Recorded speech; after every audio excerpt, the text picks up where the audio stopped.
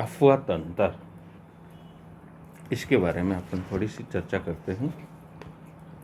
अफवाह तंत्र से तात्पर्य किसी क्षेत्र की जल प्रवाह प्रणाली से है, अर्थात किसी क्षेत्र के जल को कौन सी नदियां बहाकर ले जाती है। इस प्रकार एक निश्चित वाहिकाओं के माध्यम से हो रहे जल प्रवाह को ड्रेनेज या अफवाह, और इन वाहिकाओं के जाल को अफवाह तंत्र कहते हैं। एक चीज आप यहाँ नोट करेंगे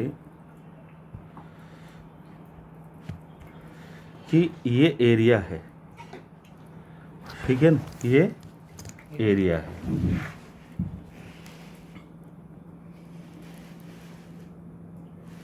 और ये नदी है।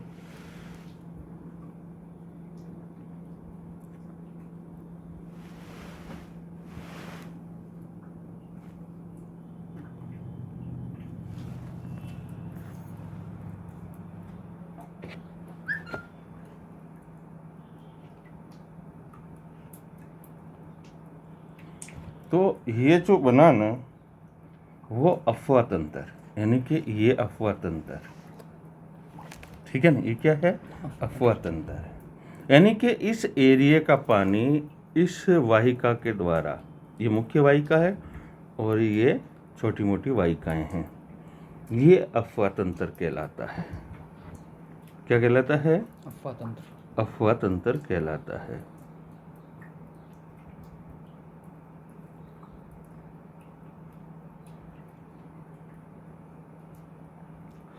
ठीक है। किसी क्षेत्र का अफवाह तंत्र वहां की भूवैज्ञानिक, समय अवधिक चट्टाना की प्रकृति, संरचना, स्थलाकृति, ढाल, बहते जल की मात्रा और बहाव की अवधि पर निर्भर करता है। ये सारी बातें इस पर लागू हो जाती है।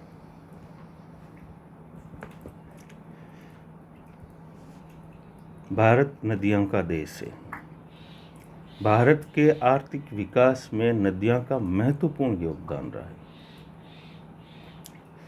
आप खुद सोच लीजिए कि अगर उत्तर भारत से गंगा को हटा लें, उत्तर भारत से गंगा को हटा लें, फिर आप डेमोग्राफिक स्ट्रक्चर आप देखिएगा कितना चेंज हो जाता है, कितने शहर वहाँ से उजड़ जाएंगे, ठीक है ना। यानी कि हमारी जो पहली सभ्यता है, सिंधु घाटी सभ्यता, जिसे हम हड़प्पा सभ्यता बोलते हैं, वो भी नदियों के कारण पनपी, यानी प्रथम नगरीकरण नदियों के कारण, और प्रथम नगरीकरण का अंत हुआ नदियों के मार्ग परिवर्तन, यानी पारिस्थितिकी संतुलन, जलवायु परिवर्तन की वजह से नदियों ने मार्ग परिवर्तन कर लिया, ठीक है ना। जैसे अपने राजस्थान की कालीबंगा क्यों नष्ट हुई, तो यहाँ सरस्वती नदी बहती थी, उसने अपना चेंज कर लिया। द्वितीय नगरीकरण जो 6वीं शताब्दी ईसा पूर्व होता है, उसका मुख्य कारण गंगा घाटी और गंगा घाटी के मैदान। आप बिलीव नहीं करोगे कि 16 के 16 महाजनपद किसी न किसी नदी के तट पर राजधानी रखते थे। तो नदियां यहाँ प्राचीन काल से मानव के जीविकोपार्जन का साधन रही है। यहाँ 400 से भी अधिक छोटी बड़ी नदियां मिलती है, जिन्हें 23 वृहद और भी 200 लघु स्तरीय नदी द्रोणियों में विभाजित किया जा सकता है। यहाँ 23 तो वृहद नदी तंत्र,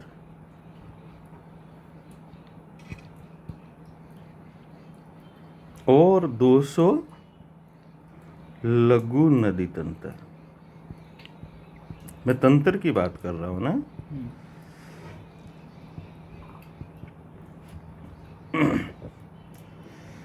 बड़ी नदियों के जल ग्रहण क्षेत्र को नदी द्रोणी, जबकि जल संभर एक प्राकृतिक इकाई है जो वर्षा के जल संग्रहण और स्त्रावण का कार्य करती है। जल संभरण एक छोटा क्षेत्र, यूं मान लीजिए जल संभरण एक छोटा क्षेत्र है। नदी द्रोणी जैसे कि गंगा, ठीक है ना। इसमें बहुत सारे जल संभरण मिल जाएंगे आपको। उत्पत्ति के आधार पर भारत की नदियां का वर्गीकरण मुख्य रूप से दो प्रकार से किया जाता है। पहला हिमालय की नदियां, दूसरा प्रायद्वीपीय भारत की नदियां। आप ये मैप देखिएगा, ठीक है ना। ये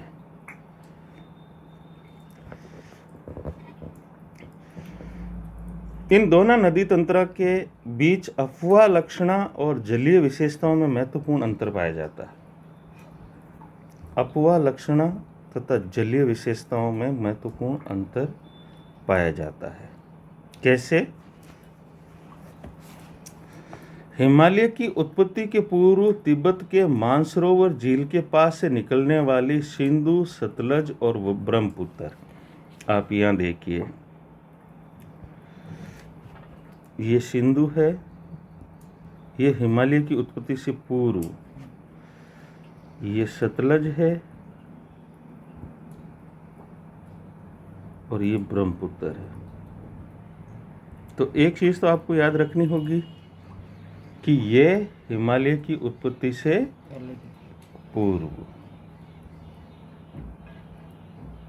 समझ में आ रही नहीं आ रही? 33 भूसनति में गिरती थी। यहाँ 33 भूसनति थी, अंगारा लैंड, गोंडवाना लैंड, बीच में 33 भूसनति। हिमालय की नदियां के बेसिन बहुत बड़े हैं। उनके जलग्रहण क्षेत्र सैकड़ा हजारों वर्ग किमी पर विस्तृत है।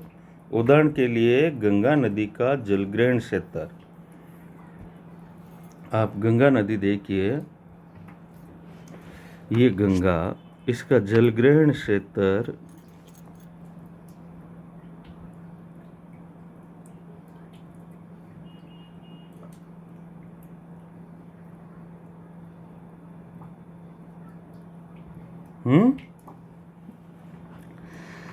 गंगा नदी का जलग्रहण क्षेत्र 9 लाख वर्ग किमी है।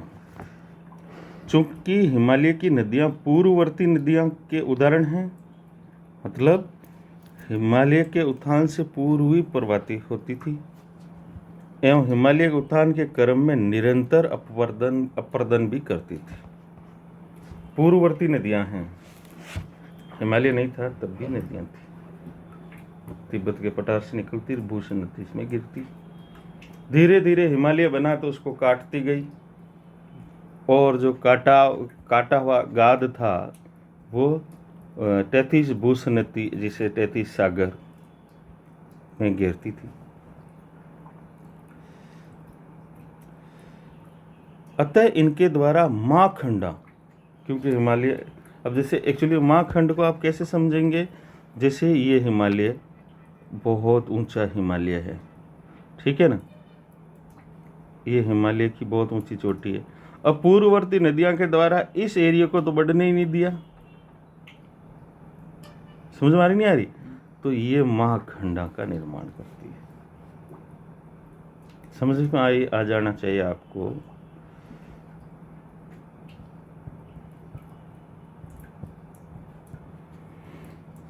गार्ज का निर्माण, ये नदियां अभी भी युवा अवस्था में और निरंतर अपवर्धन कार्य में लगी हुई है।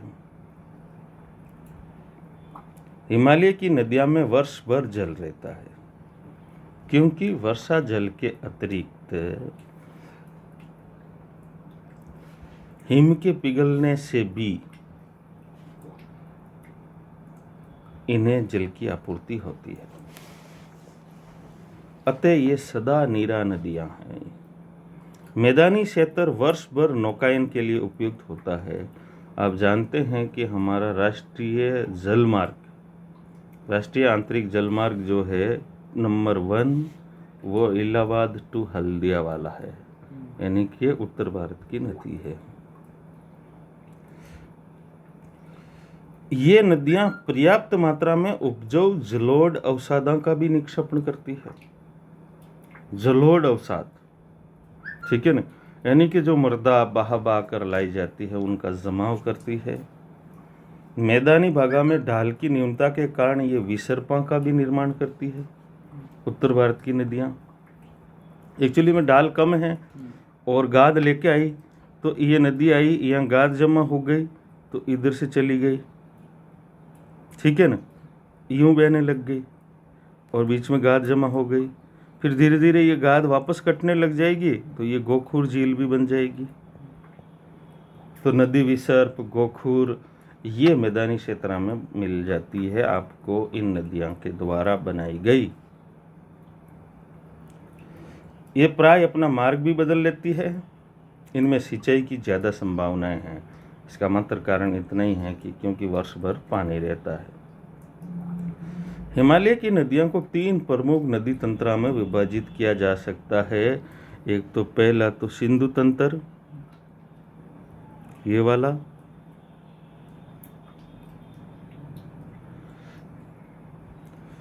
दूसरा गंगा तंत्र, ये वाला, तीसरा ब्रह्मपुत्र नदी वाला, जो ये वाला एरिया। 3 नदी तंत्र, ठीक है। भूगर्भ वैज्ञानिकों का मानना है कि इन तीनों नदी तंत्रों का विकास एक अत्यंत विशाल नदी से हुआ जिसे शिवालिक अथवा हिंद ब्रह्म नदी भी कहा जाता है। ये नदी असम से पंजाब तक बहती थी। अब भूगर्भ वैज्ञानिक ये दावा करते हैं कि एक पहले ये तीनों नदी तंत्र पहले एक नदी बहती थी जिसका नाम हिंद ब्रह्म रखा उन्होंने, ठीक है ना, जो असम से पंजाब तक बहती थी। ये नदी प्लीस्टोसीन काल में जब पोटवार पठार का उत्थान हुआ तो ये नदी छिन्न भिन्न हो गई और वर्तमान में 3 नदी तंत्रों में बट गई। यद्यपि इस संबंध में मत भिन्नता है, हालांकि श्योरिटी कुछ नहीं है, ठीक है ना। चलिए अब हम सबसे पहले सिंधु नदी तंत्र के बारे में बात करते हैं। किसके बारे में? सिंधु नदी तंत्र के बारे में। इससे के अंतर्गत सिंधु और उसकी सहायक नदियां पंचनद आप देख सकते हैं, ठीक है ना, झेलम, चेनाब, ठीक है ना, रावी, व्यास, सतलज सम्मिलित हैं। सिंधु तिब्बत के मानसरोवर झील के निकट, ये मानसरोवर झील है, इस झील के निकट बोखरचू ग्लेशियर से निकलती है। कौन सा? बोखरचू ग्लेशियर से निकलती है। कैलाश चोटी के दूसरी ओर सिंगी खबान और दक्षिण की ओर से गर्तंगचू नदियां आकर भी इसमें मिलती है। इनके यहाँ इनकी 2 सहायक नदियां हैं, ठीक है ना, यहाँ इनकी 2 सहायक नदियां हैं, वो भी आपको ध्यान में रखना है। सिंगी खबान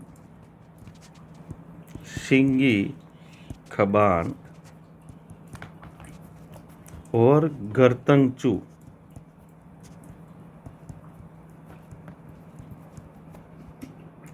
ये नदी ब्रह्मपुत्र नदी के ठीक विपरीत दिशा में बहती है। कौन सी? गर्तंगचू। ब्रह्मपुत्र 2880 किमी लंबी है और विश्व की बड़ी नदियों में से एक है। आप ब्रह्मपुत्र को देख सकते हैं, यहाँ से निकली, यहाँ से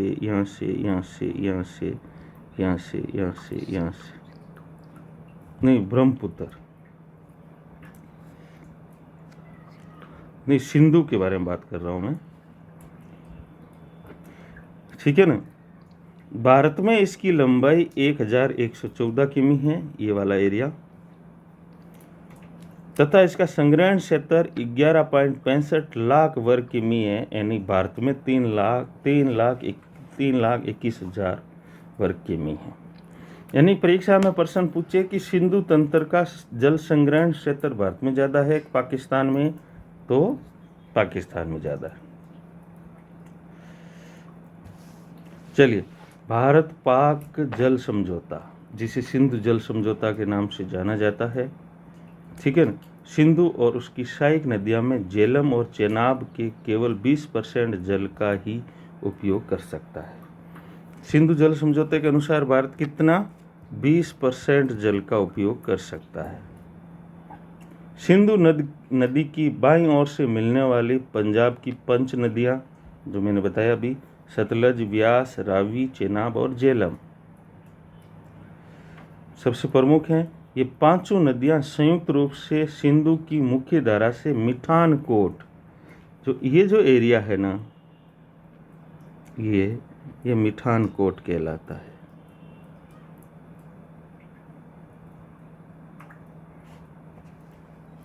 ठीक है ना, मिठानकोट में मिलती है। चलिए, जास्कर, शिगार और गिलगिट, जास्कर, शिगार और गिलगिट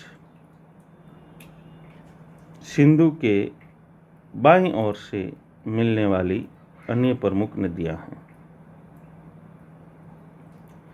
दाईं ओर से मिलने वाली नदियां सियोक, काबुल, कुर्रम, गोमल आदि है, जो अपनी कह सकते हैं कि पाक अधिकृत कश्मीर से बहती हुई आती है। काबुल और उसकी सहायक नदियां अटक, पंजाब प्रांत पाकिस्तान के पास सिंधु मिलती है। और यूँ समझ लीजिए कि सिंधु इसी स्थान पर मैदानी भाग में प्रवेश करती है। जैसे कि गंगा हरिद्वार से मैदानी क्षेत्र में प्रवेश करती है, उसी प्रकार सिंधु अटक क्षेत्र से ही मैदानी क्षेत्र में प्रवेश करती है। चलिए, तथा यहाँ से प्रवेश करने के बाद दक्षिणी पश्चिम की ओर बहते हुए कराची के पूर्व में अरब सागर में गिरती है। ठीक है ना। तो भारत में जो 2 प्रमुख बंदरगाह थे भारतीय उपमहाद्वीप में, कराची और कलकत्ता। तो कलकत्ता गंगा नदी मेंटेन करती थी कलकत्ता को, और कराची को सिंधु नदी। और अब 1947 में जब भारत का विभाजन हुआ, उस वक्त कराची चला गया था, तो भारत के जो मुंबई बंदरगाह बचा था उस पर अतिभार आ गया, तो कांडला बंदरगाह का विकास हुआ। तो स्वतंत्र भारत में पहला बंदरगाह जिसका विकास हुआ वो कांडला, उत्तरी भारत के लिए। ठीक है ना। अपने राजस्थान का सबसे नजदीकी बंदरगाह कौन सा है? कांडला। गुड। झेलम, आप झेलम को देखिए।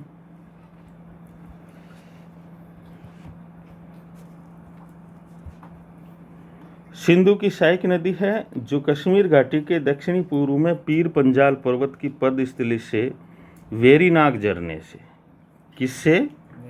वेरीनाग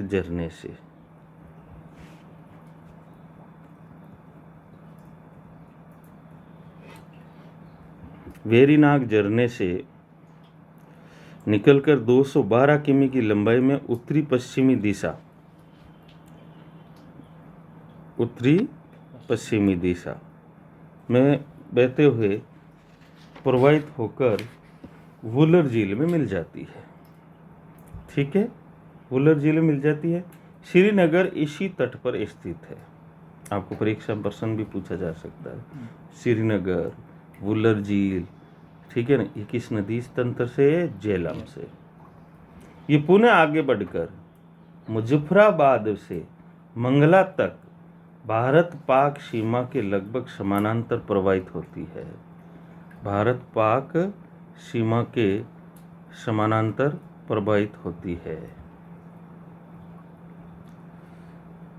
कश्मीर की घाटी में अनंतनाग से बारामूला तक झेलम नदी का नौकागम्य क्षेत्र है। इससे कश्मीर में आवागमन और व्यापार में सहायता मिलती है। श्रीनगर में इस पर शिकारा या बजरे अधिक चलाए जाते हैं। शिकारा, आप कभी शादी करोगे तो आपकी परचेजिंग पावर के हिसाब से आप कश्मीर ही जाओगे, तो वहाँ ज़रूर श्रीनगर में शिकारा या बजरे पर ज़रूर यात्रा करोगे। नावा में फल, सब्जियां और फूलों की खेती की जाती है। ठीक है। झेलम और रावी पाकिस्तान में जंग के निकट चिनाब नदी से मिल जाती है। और यानी कि झेलम और रावी दोनों किस में मिल जाती है? चिनाब में। ठीक है ना, ये देखिए यहाँ, ठीक है ना, झेलम और रावी इस चिनाब में मिल जाती है। ये चिनाब है, ये झेलम है और ये रावी है। चलिए, इसकी सहायक नदी किशनगंगा है, जिसे पाकिस्तान में नीलम कहा जाता है। नीलम और झेलम की संयुक्त धारा को पाकिस्तान में नीलम झेलम के नाम से जाना जाता है। अब परीक्षा में अगर आपसे पूछ ले कोई कि नीलम और झेलम, नीलम झेलम क्या है? नीलम झेलम, ये भी इंपॉर्टेंट चीज है। अब बात करते हैं चेनाब की। सिंधु की विशालतम सहायक नदी, पहला प्रश्न तो यही है, सिंधु की सबसे बड़ी सहायक नदी कौन सी है? चेनाब, जो हिमाचल प्रदेश में चंद्रभागा से निकलती है। चंद्रभागा कहां से? हिमाचल, चंद्रभागा निकलती है हिमाचल प्रदेश में। ये नदी लाहौल में बड़ा लाचा दर्रा के दोनों ओर से चंद्र और भागा नामक दो नदियां के रूप में निकलती है, और ये दोनों नदियां मिलकर चेनाब कहलाती है। बस ये चीज पर्सन इंपॉर्टेंट है। चेनाब बराबर चंद्र प्लस भागा, नॉट भागचंद्र। ठीक है ना। ये नदियां हिमाच्छादित पर्वतों से निकलती हैं। भारत में इसकी लंबाई 1180 किमी है और इसका अफवाह क्षेत्र है 26,755। अब हम बात करते हैं रावी। रावी ये नदी पंजाब की 5 नदियों में सबसे छोटी नदी है, बेचारी सबसे छोटी नदी है। इसका उद्गम स्थल हिमाचल प्रदेश के कांगड़ा जिले में स्थित रोहतांग दर्रे के नजदीक है। तो कौन सी नदी रोहतांग दर्रे से निकलती है? रोहतांग दर्रे के पास से निकलती है। इसी के निकट व्यास कुंड से व्यास नदी भी निकलती है। इसी के नजदीक व्यास कुंड से व्यास नदी भी निकलती है। यानी कि रावी और व्यास का उद्गम स्थल ज्यादा दूर नहीं है। ये पाकिस्तान में सराय सिंध के निकट चिनाब में मिल जाती है। ठीक है। इसकी लंबाई 725 किमी है। इसके अफवाह तंत्र का क्षेत्रफल 5,957 वर्ग किमी, बहुत छोटा, यानी कि पंजाब की 5 नदियों में सबसे छोटी। व्यास ये सतलज की सहायक नदी है। ये व्यास सतलज की सहायक नदी है साहब। इसका उद्गम कुल्लू पहाड़ी के में स्थित रोहतांग दर्रे के दक्षिणी किनारे व्यास कुंड से, ठीक है ना, कपूरथला के निकट हरिके नामक स्थान पर सिंधु से मिल जाती है। कपूरथला ये 470 किमी लंबी है और जिसका अफवाह क्षेत्र है 25,900 वर्ग किमी। अब सतलज, बात करते हम सतलज के बारे में।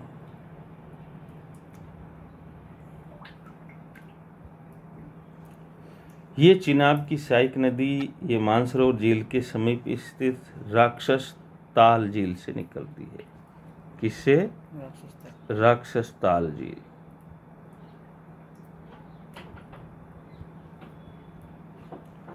ये सिप्लिका दरे के पास भारत में प्रवेश करती है। सतलज सिप्लिका, सतलज सिप्लिका। स्पीति नदी इसकी मुख्य सहायक नदी है। ये एकमात्र पूर्ववर्ती नदी है जो हिमालय के तीनों श्रेणियों को अपरदित कर प्रवाहित होती है। हिमालय की 3 श्रेणियां, वृहद हिमालय, मध्य हिमालय, शिवालिक। और सतलज एकमात्र बंदी ऐसी है जो तीनों श्रेणियों को कट करके निकलती है।